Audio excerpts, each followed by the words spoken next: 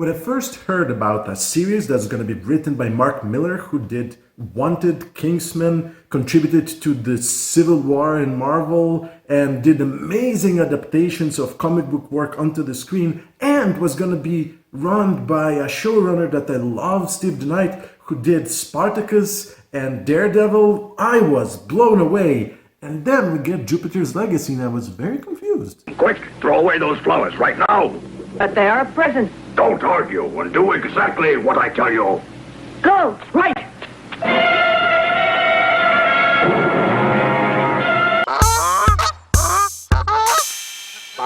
This is a Netflix series comprised of 8 episodes about aging superheroes that need to pass on the baton to the new generation, to their children. It follows Eutopian, who is training his son and trying to connect with his daughter, who both have superpowers, to pass on the legacy of taking care of the world. These are superheroes that are very American. There's 5 core characters. Eutopian, who is your classic Superman kind of guy.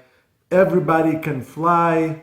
His wife, Lady Liberty, is almost like Wonder Woman. His brother has powers of flight, but also can transfer his consciousness into other people. And there's other minor characters. And at the core, there's also Eutopian's son, who has very similar powers to him, and daughter, who doesn't want anything to do with being a superhero, and she's living the life of a supermodel / addict who is completely lost. And the basic idea is we're going to see 2 worlds. One in the past, back in the 30s, right before, during, and slightly after the Great Depression, where the main characters were normal people and how they went about getting their superpowers, and the modern world where there's a conflict between the superheroes that need to follow the code established by the Eutopian that basically says the superheroes need to be responsible for saving the world, but also they cannot kill anybody, and they need to follow this code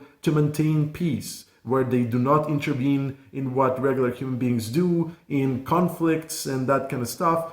And today that is really not working because the supervillains are brutal, merciless, and they're killing the superheroes. So everybody that is a superhero has a difficulty following this code because they need to be able to defend themselves and protect everybody around them. So the series is basically divided in flashbacks on how the original people got superpowers, and basically it should explain how everybody got superpowers, and the present world where we see the consequences of how the superheroes led their lives. But even though this sounds amazing as a premise, I felt that it was not as satisfactory as I expected, and I think I figure out why. Hey, Electra, we're picking up something. Right. And I've got a feeling it's something for us. Put your Electrophore shield on standby, just in case. Already done. On the surface, you'll see fairly competent effects and costumes that are fairly original and true to the original comic book art. But at the same time, they use colors that I don't feel represent very well the color palette that we're used to nowadays, and they look somewhat dated and cheap, even though it's high quality costuming. The wigs and beards are a bit off for me, and I guess I got spoiled by the amazing wig and beard work in Vikings. The dialogue is a tiny bit cliched, and the stories are not as deep as I expected. The first episode is just mind-blowing because it shows great action, great special effects, a very good premise, it establishes a world, but in the subsequent episodes, it doesn't really follow through. It lacks world building, it doesn't really show a dilemma that is any different from what we have seen in other shows, in other comic books, even Mark Millar's work in Kick-Ass and Wanted, and we definitely need some kind of novelty. And after watching series like Invincible, which is an animated series on Amazon, I strongly suggest, and watching Snyder's Cut Justice League, and watching Titans, watching some bits of the Arrowverse, I honestly feel that this Jupiter's Legacy really doesn't offer anything fresh or engaging enough, and it's not done in a spectacular way that you're just taken by the spectacle. So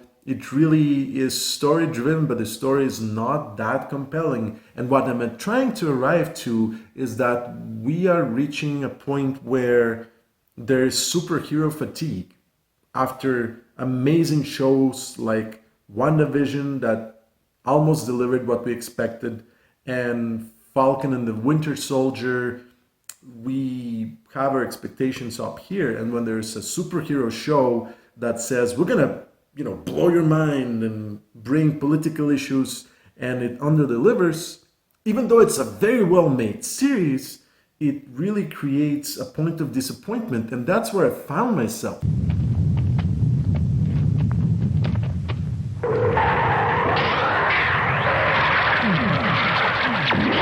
I decided not to break down this series beat by beat for you because I still think it's worthy checking out, especially because of the amazing acting. And if you're not feeling that superhero show fatigue, this is definitely a good series. But if you're in the same spot that I am, I would like you to consider this scenario. Imagine that this would be a show that you've seen 2 or 3 years ago, before Marvel started putting out good stuff on Disney, and before Netflix did any of the Defenders shows and Daredevil and Jessica Jones. I would feel that this show would be a hit. And it's not because the show is not good. It's actually very well done. And at the end of the day, the story is almost Watchmen mixed with something new. And I really enjoy the idea that storytelling is very focused on where people got their powers. We always see this origin stories for every individual character, and this is not it. It actually shows you an origin story for where everybody on Earth got superpowers. So that premise, it's very cool. There's good conflict.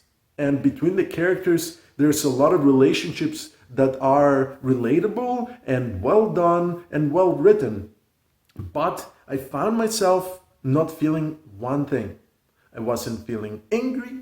I wasn't cheering for anybody. I wasn't feeling danger. I wasn't feeling sadness. The basic idea of being entertained and having characters larger than life is to actually feel something, even though you can't relate to, let's say, somebody that can lift a car or shoot lasers out of their eyes. You should be able to feel that their sacrifice, that their lifestyle is worthy and admirable and hero-like. And I honestly feel that there was nothing like that for me in this show. And that's where I feel we reached superhero fatigue, where on a regular basis, even when watching Invincible, I felt something, where here, I felt very little.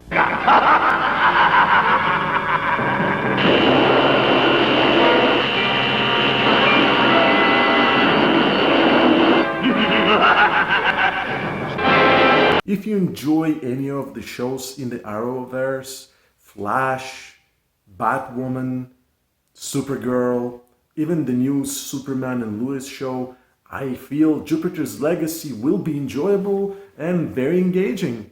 Even though there aren't many supervillains that you can say, yeah, they are a legitimate, strong opposition to the heroes, the story itself, the idea of exploring how people got superpowers, is compelling enough to watch it, aside from interesting costumes, interesting use of superpowers, and an adaptation of a fantastic comic book. However, if you are looking for something more gritty, realistic, bloodier, something that has more spectacle, something that is novel and fresh in the world of superheroes, you might not enjoy Jupiter's Legacy. I'm on the fence. I usually talk about stuff that are my favorites, and I feel that Jupiter's Legacy is not. But I want to ensure that you understand that this is still great material, and I'm just bitter and have extremely high expectations from superhero shows. And that's what stopped me from enjoying the show thoroughly, but most importantly, it helped me understand that we have reached a point where superhero content has reached a fatigue point. And perhaps it's not happening only to me. It actually might be happening to you.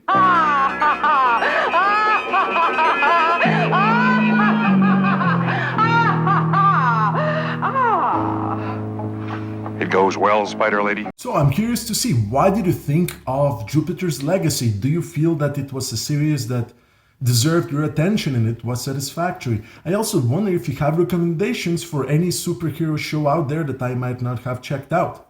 I'm Jim from Get Me More, and you know where to find me. Thanks for watching. Thank you.